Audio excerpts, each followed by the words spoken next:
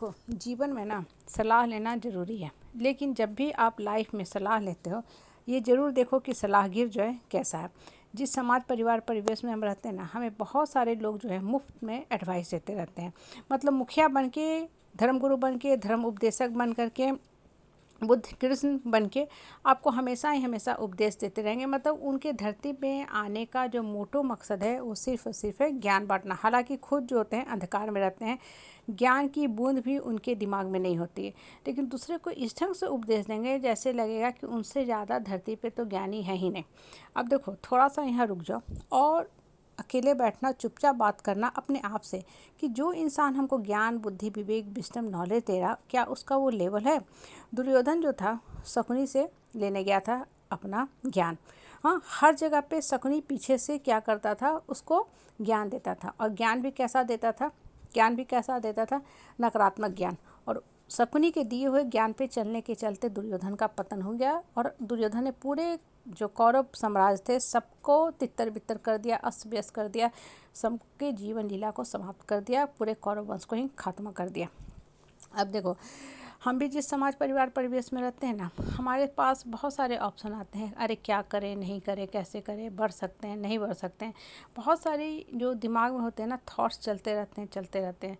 और ये थॉट्स क्या करते हैं, हमको परेशान करते रहते हैं। तो हम इससे पूछते हैं, उससे पूछते हैं, सबसे पूछते चलते हैं। इन द मीन टाइम देखो, होता क्या है ना, जितना ज़्यादा आप लोगों से एडवाइस लोगे, लोगों की कही हुई बातों पे चलोगे ना, आपका अपना दिमाग जो है कन्फ्यूज्ड होता जाएगा।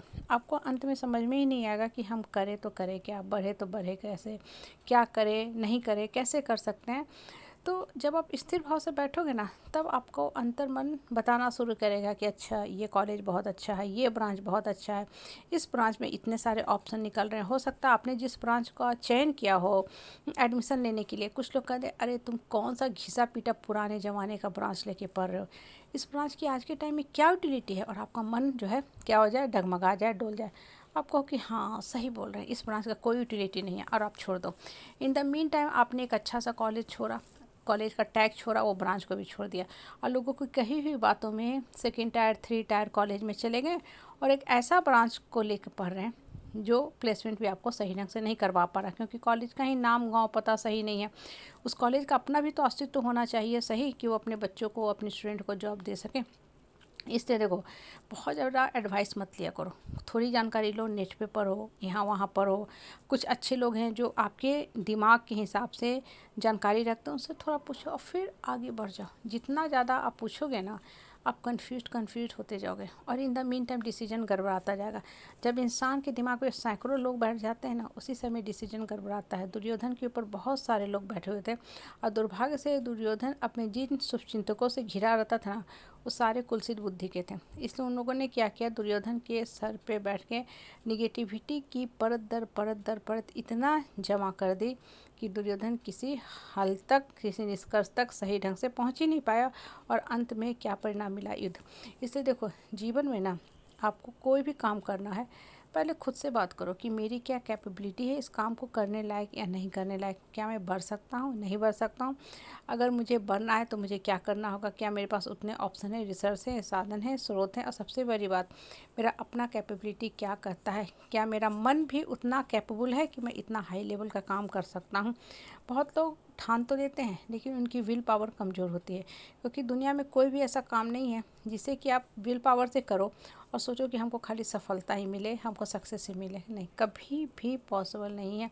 जीवन में आगे बढ़ने के लिए, सफलता को प्राप्त करने के लिए असफलता, फेलियर का भी मुख देखना पड़ता है। इसलिए बोला जाता है ना कि फेलियर के अंदर ही सफलता के भी बीज छुपे होते हैं। मतलब जब आप असफल होते हो तो आपका ज्ञान, बुद्धि, विवेक, विजडम, नॉलेज खुलता है। फिर आप उसी काम को नए ढंग से करना शुरू करते हो तो आपको क्या मिलती है, उसमें सफलता मिल जाती है, मतलब सक्सेस मिल जाता है। पहले तो आप असफल हुए ही, लेकिन सेकेंड टाइम, थर्ड टाइम उसी काम को बहुत अच्छा से आप करने लगे, पहले की कमियों को दूर करके, पास्ट के एक्सपीरियंस से, अनुभव से, फेलियर से आपने सीखा, तब वो काम क्या कर रहा, आपको सफलता दे रहा। इसलिए देखो, लाइफ में ना हमेशा सीखना है तो अपने अनुभव से सीखो। लोगों की बातों को दरकिनार करो, लोग क्या कहते हैं, नहीं कहते हैं। लोग तो हर हालत में आपको जीने नहीं देंगे, लोगों का काम ही है। इसलिए लोगों को साइड कर दो, और जिन दिन सफल हो जाओगे, लोग आपका नाम बेचेंगे कि आप हमारे अमुक रिश्तेदार हैं, क्योंकि कहीं ना कहीं आपसे फ़ायदा लेना है।